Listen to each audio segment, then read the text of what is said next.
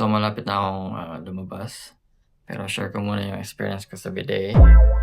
So, it was a really good experience. So, first thing, yung toilet seat niya is meron siyang warmer. So, pag umupo ka, hindi siya malamig kaya mas komportable. Tapos, so yung control, meron pala siya na pang rear wash and front wash. So, front wash is para sa mga babae. Tapos, isa pang na-enjoy ko dito yung shower. Ang lakas ng tubig. Tapos, mainit agad. Kaya, sobrang enjoy mag-shower. So far, talagang nakaka-impress dito sa Japan. Na-impress din ako dito sa yung cleanup. And then the other one is please do not disturb. So, very modern. So, ano na siya, magnetic. So, Japan. Ready lang ako umalis. So, ang first destination ko ay Kushida Shrine. So, outfit check. Simple lang. Denim jacket, t-shirt. Tapos, hindi naman kasi sobrang malamig. So, ayan, alis na ako. So, ito na ako sa labas. So, yung pumuntahan ko, 9-minute walk lang.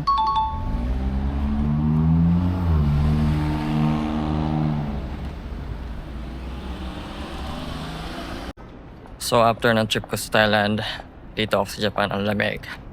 So, it's very nice to walk around. Kasi, hindi ka papawisan. Parang first shrine na nakita ko. So, parang mini shrine lang siya.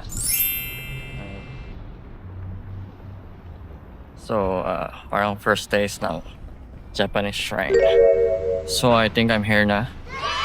Tapos, meron ditong market something. So, this is good.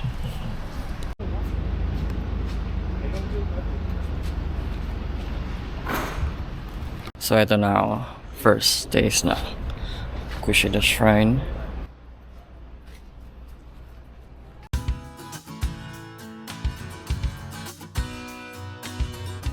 So, it's nice to see na meron ding toilet. So, whenever you need to use the toilet, it's available. This is interesting.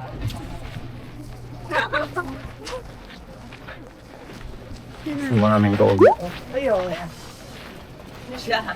把它爆头。先关了热水。点开这个吧。 Masyadong reflective yung glass.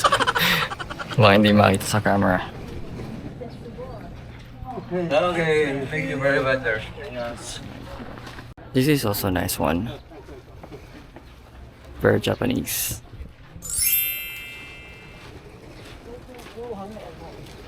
So ito ang ganda. Very Japanese.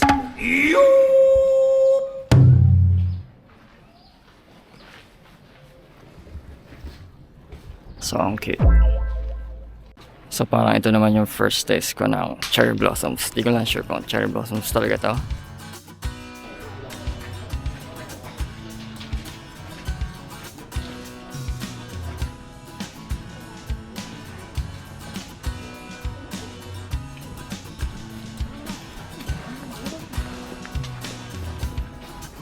I don't know what they call this, pero parang may mga messages. And they're all in Japanese, Chinese, and I can see a Korean one. So probably these are wishes or prayers.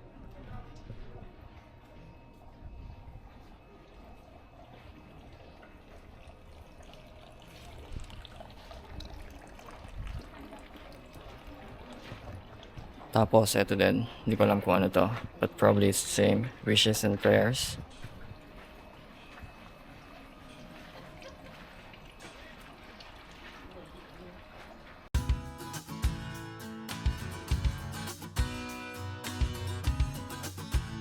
So ito na yung parang pag nakita mo, sabi mo na Japan talaga.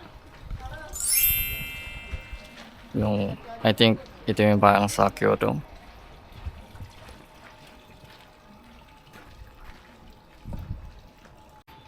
So, merong pila.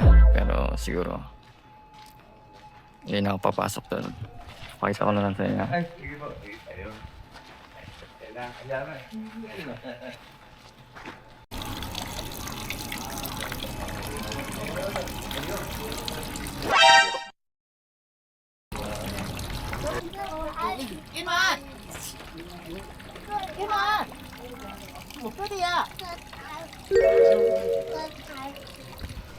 Cute. So, ito, Japanese house.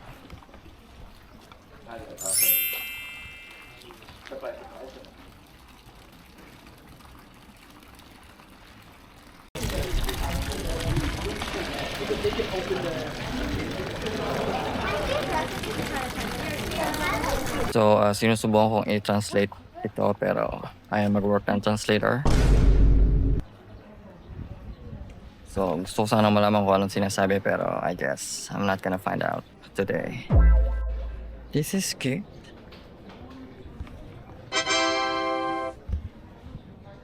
So, a miniature shrine. So, ito din yung isang madalas ko nakita na parang Japanese thing.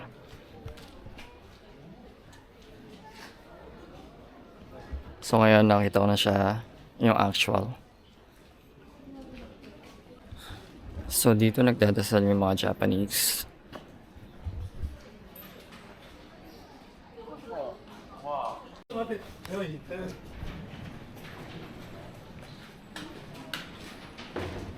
Loob ng... So, ganito yung loob ng templo nila.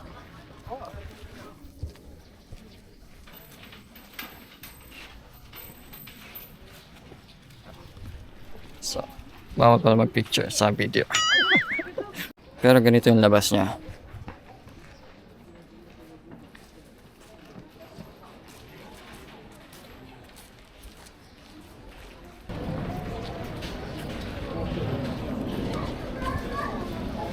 So, ito pala yung kabilang side nung kanina.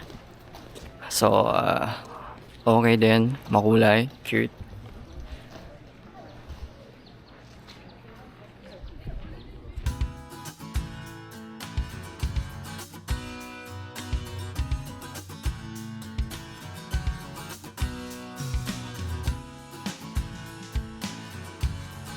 Tapos ito pa isa pang parang old establishment.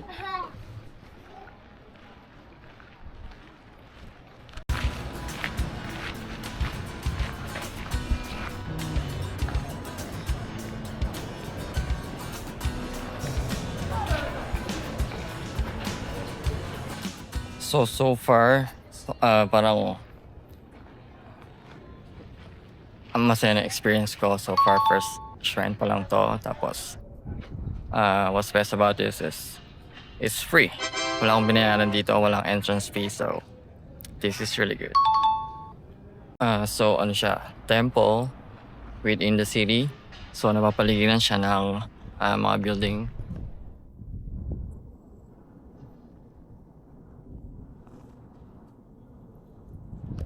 So, makikita mo talaga kung gaano ka, what you call that? Gaano ka-develop ang Japan.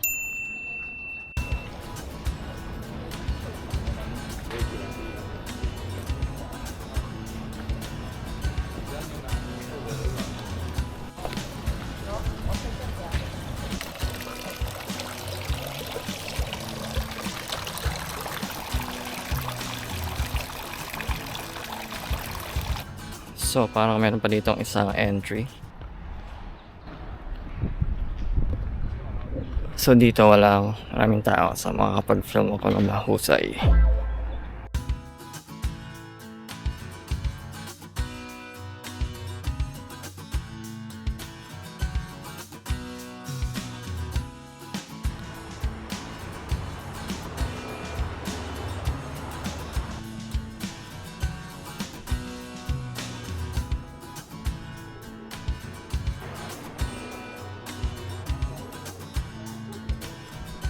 So, paalis na ako. Ang next destination ko ay Tochoji Temple. So, it's like a 7-minute walk.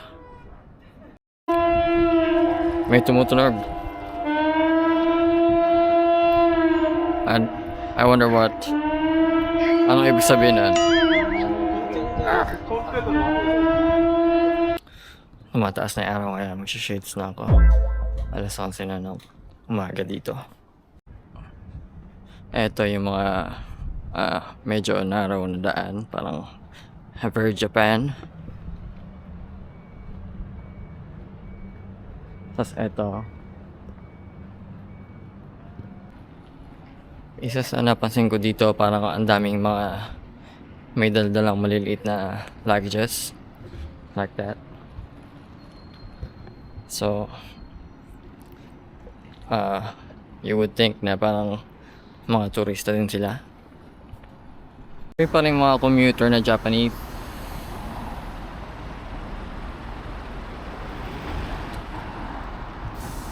So kahit parang common na lang sa kanila yung merong kotse, pero marami pa rin commuter.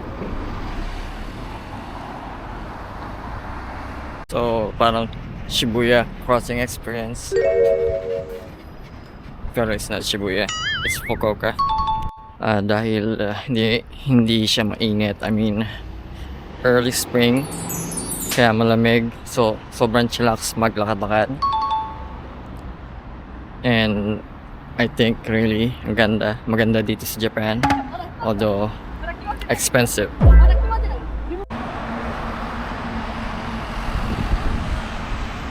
So parang may temple din dito. Ayun, nakakita ko. Hindi ko alam kung ito ba yung Tochuji Temple. Pero ito pala may pasukan. So I think I'm gonna check the Google Map. So I think this is it, except nandun pa yung entrance. So itong puno na to, very Japanese. Sobrang Zen garden. And then meron din ganito, hindi ko alam kung ano to.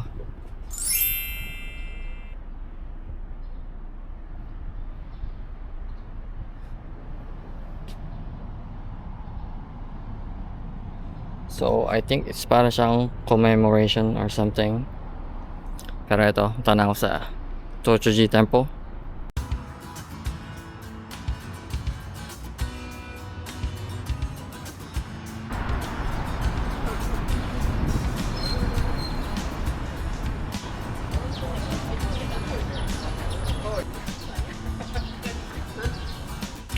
Look at this tree.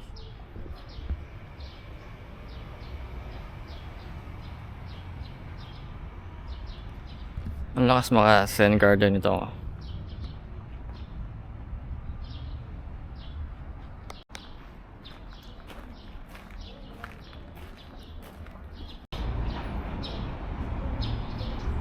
Ito pa isa, para siyang malaking bonsai. Pero very Japanese.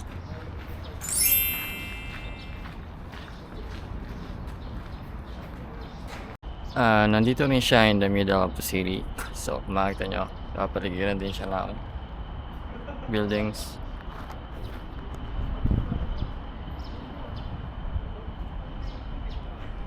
Oh, itong puno na to, meron na siyang mga tungkod. So probably babagsak tong sanga na to kung wala siyang tungkod, kaya meron na siyang mga tungkod.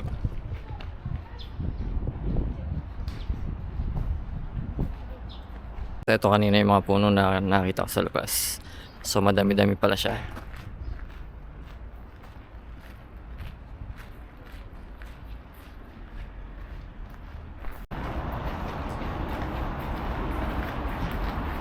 Ito din yung nakita ko kanina. So nasasabi ko na parang temple to.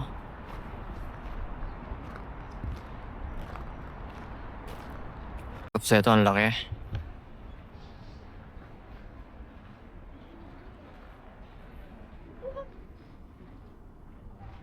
So hindi ko alam kung ano yung sa loob, pero parang doon din sila nagdadasal or nag-offer ng prayers.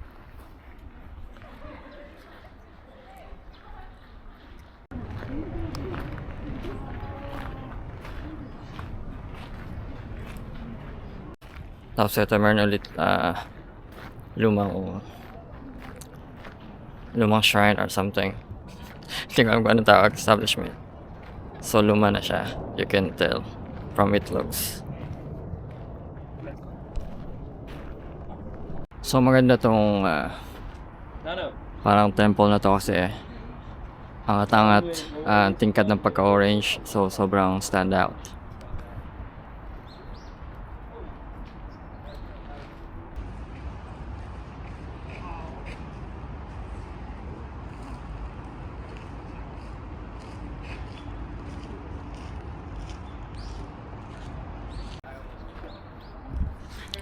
Very Japan.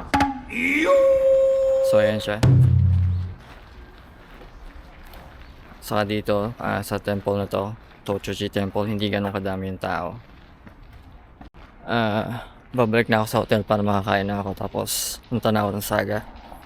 Balikan ko na lang yung Sumiyoshi Shrine sa ibang araw.